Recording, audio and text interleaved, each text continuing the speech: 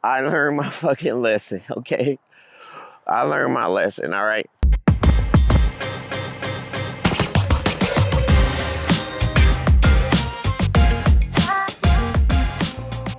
All right, what's up, guys? And welcome back. Um, Thank you, man, for coming and checking out another one of my videos.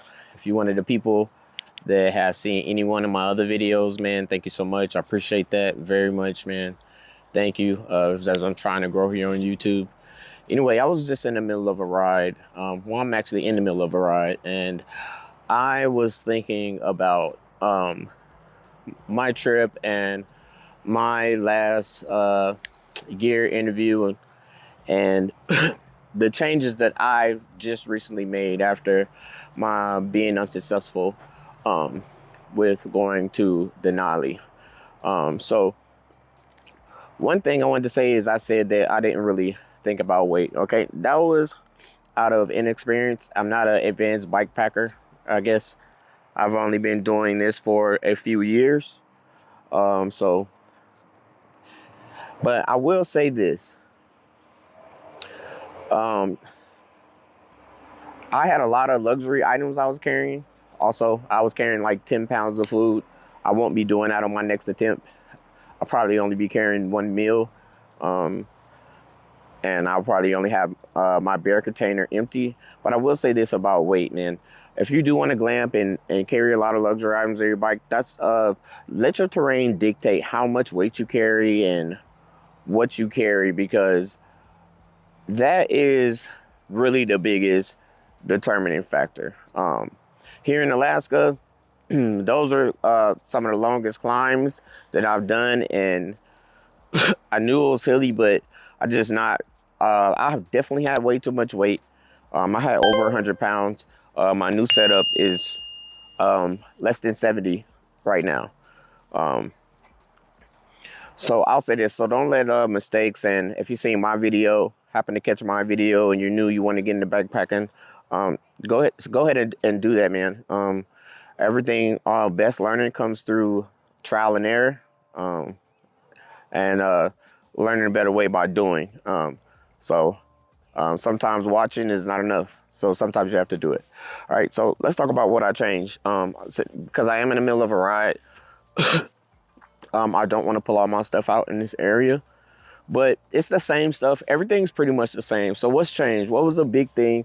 A big thing that was an issue on my ride, right? And this is why you have to really have your bike and your gear dialed in and really put it to the test in those environments to know, right? So another issue I had on my ride to Denali was I kept sliding forward on my saddle. All right. I couldn't adjust the height of my saddle. Why? Because of the type of rack that I was using. My rack attached to my seat post, and that gave me very little room for adjustability because the rack had to clear the rear tire. And I'm running 29 by 2.8, so it's a pretty big tire. So that was a huge issue. So that was the main thing. Also, that rack was very heavy. It was very strong, but it's very beefy. It's very heavy. Had a lot of parts. All right, this rack just connects to the bolts here on my frame, and it's very light. It doesn't have, it's basically just a metal piece with a couple bars. It doesn't have a platform or anything like that. I got rid of the side panniers from Arrow and just got some little small bike bags that I already had and just kind of put them for small panniers. But that's just for if I pick up something in the middle of a ride I want to carry or something, but because there's nothing in them now. Right now, I don't need them for storage. This is still my camp chair, luxury item I'm going to keep. Again, you never know the condition of the grounds and the areas that you're going to camp or things like that. So the last thing you ever want to be doing is be camping in an area and you have no way of getting a supported seating position or sitting on something wet, because that's just going to really take a big toll, a huge toll on your body. So if you do that. All right, so I got this Cedar Summit bag. This is a Big River 35 liter bag. That's what it is. It's fully waterproof. It is tough. But one thing I love about it, has these tie down loops, all right, on here. I'm not gonna unpack it, but inside is just my Bear Vault 450, my tent, and my sleep system, which is my sleep pad, sleeping bag, also my tent floor and stakes. And that's literally all that's in here now. So obviously I moved my water bottles to my rear triangle. It's just to kind of keep the weight a little bit lower. Shit kit has been moved to the C-tube, just readily available. Just kind of there with the strap. Still same frame bag, same frame bag. Same things will be in there. Just snacks, my bike pumps and things like that. So those things will still be the same. Then also, one thing that I just showed, my hip pack is just Osprey, was it Savu? I don't know how to say it. 5. All right, it's semi-waterproof. Nothing got wet in it when I was riding with it in the rain on my Denali attempt. It's 5 liters, holds a lot of crap. If you go hold my water bottles, just usually my important stuff in there, wallet, my weed, memory cards and small attachments for my phone, which is what I'm recording on now. And then it's just same top 2 bags, same feed bags, you know, or water bottle bags, whatever you want to call them. Still have the GoPro mounted aero bars, my InReach device. I did change out my handlebar grips to a leather one that have like a gel type deal in it. One of my biggest issues is numb hands, or crampy hands. This front bag, just like I was saying before, on the bottom is just my cook kit, another water bottle. This water bottle is specifically for salt water. I carry a bottle of salt water. It is, if you deal with cramps, electrolytes is great, but what you need to replace is what you're actually losing, and that is sodium, salt from your sweat. So water, salt water, will definitely do you much more justice than any electrolyte drink or anything like that. All right.